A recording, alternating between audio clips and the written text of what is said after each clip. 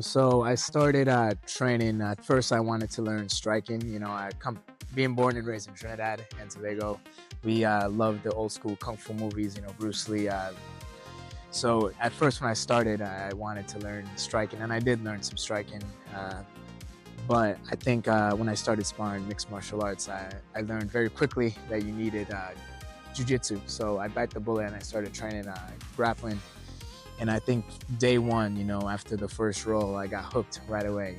I thought it was so crazy that people could control you and manipulate the body in such a way that you really couldn't do anything. So I just started to fall down that rabbit hole, and now it's a hobby, it's a passion, it's something that I love to do all the time and teach here and there as well.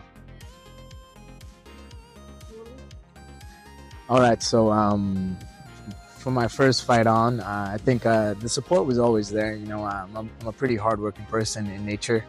So when I had my first fight, I remember my mom was like, "Oh, okay, good luck, don't die." And my dad, he wanted to see me get my butt kicked. I think my first fight ever, my dad came out.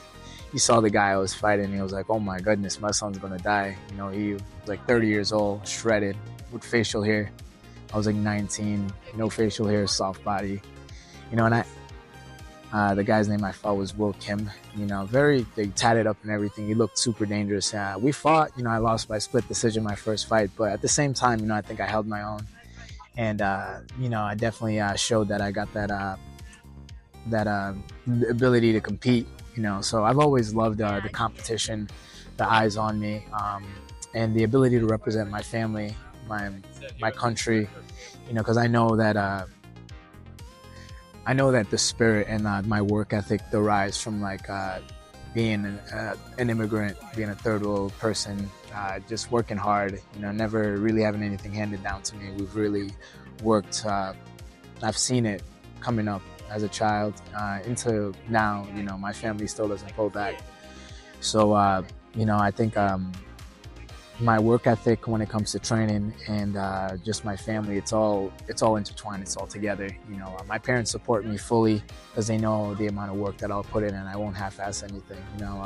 I'll do my best regardless of whatever happens. So it's been good. My mom doesn't really want to see me fight. She's never seen me compete ever, and I respect that, and I won't force her to do it, but she knows that every time I go out there, she knows the work I put in, she sees it. My dad, he loves to watch me compete there and just make the family's name a lot better.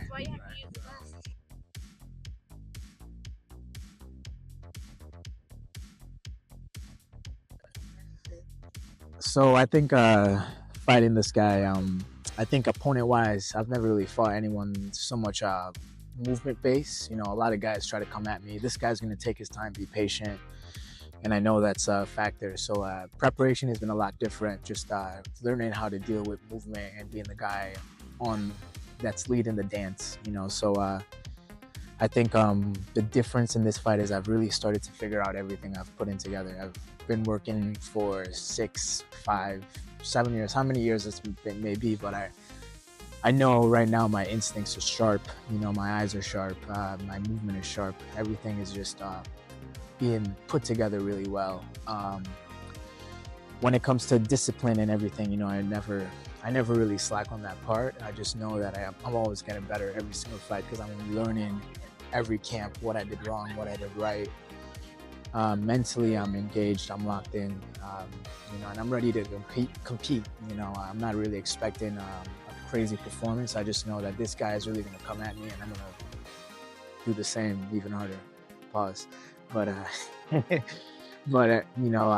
trained really hard. I know I've gotten a lot better. So April 20th, that'll be the time to go out there, compete, and after that, eat some good food. Thanks for sticking around, guys. If you enjoyed that content and love MMA as much as I do, be sure to like, subscribe, and don't forget to share that video to all your friends that love mixed martial arts.